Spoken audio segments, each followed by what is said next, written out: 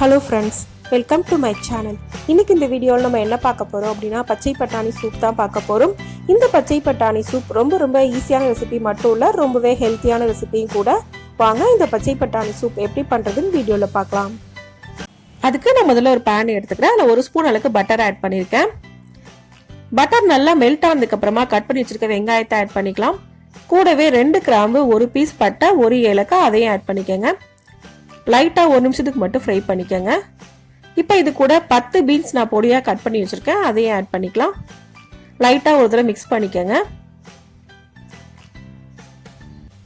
நல்லா மிக்ஸ் பண்ணதுக்கு அப்புறமா இது கூட 1/2 கப் அளவுக்கு பச்சை பட்டாணி நான் ஆட் பண்றேன். கூடவே 1/2 கப் அளவுக்கு கேரட் அதையும் ஆட் பண்ணிக்கங்க. இப்போ இது லைட்டா 1 நிமிஷத்துக்கு மட்டும் ஃப்ரை பண்ணிக்கலாம். ரொம்ப நேரம் ஃப்ரை பண்ணீங்க அப்படின்னா காய்கறியோட கலர் சேஞ்ச் ஆயிடும். அதனால 1 நிமிஷம் மட்டும் ஃப்ரை பண்ணுங்க போதும்.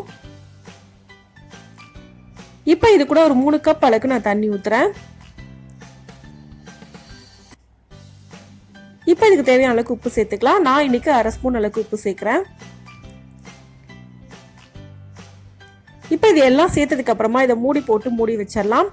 10ல இருந்து 15 நிமிஷத்துக்கு மீடியம் ஃப்ளேம்ல வச்சு வேக வச்சுக்கோங்க. இப்போ 15 நிமிஷம் ஆயிடுச்சு. நான் ஓபன் பண்ணி பார்க்குறேன். காய்கறி ஃபுல்லாக குக் ஆயிடுச்சு. நல்லா ஒரு தடவை மட்டும் மிக்ஸ் பண்ணிக்கங்க. இப்போ காய்கறிகள் எல்லாமே நல்லா குக் ஆயிடுச்சு. இந்த ஸ்டேஜில் நம்ம கார்ன்ஃப்ளவர் ஆட் பண்ணிடலாம். நான் இன்னைக்கு 2 ஸ்பூன் அளவுக்கு கார்ன்ஃப்ளவரை தண்ணியில் கரைச்சி எடுத்து வச்சிருக்கேன். அது இது கூட ஆட் பண்ணுறேன். ஆட் பண்ணிட்டு ஒரு 5 நிமிஷம் போல் மீடியம் ஃப்ளேமில் வச்சு குக் பண்ணிக்கங்க. இப்போ 5 நிமிஷம் நல்லா குக் பண்ணியாச்சு. ஃபைனலாக இது கூட கொஞ்சமாக நான் பெப்பர் தூள் ஆட் பண்ணுறேன். ஆட் பண்ணிட்டு நல்லா மிக்ஸ் பண்ணிக்கங்க. நல்லா மிக்ஸ் பண்ணிட்டு 1 நிமிஷம் போல குக் பண்ணதுக்கு அப்புறமா நம்ம அடுப்பை ஆஃப் பண்ணிடலாம். இப்போ நமக்கு ரொம்ப ஈஸியான ஹெல்த்தியான பச்சை பட்டாணி சூப் ரெடி ஆயிடுச்சு. இந்த ரெசிபியை இதே மெத்தட்ல நீங்களும் செஞ்சு பாருங்க. இந்த வீடியோ உங்களுக்கு பிடிச்சிருந்தா லைக் பண்ணுங்க, ஷேர் பண்ணுங்க, கமெண்ட் பண்ணுங்க. மறக்காம சேனலை சப்ஸ்கிரைப் பண்ணுங்க. தேங்க்ஸ் ஃபார் வாட்சிங்.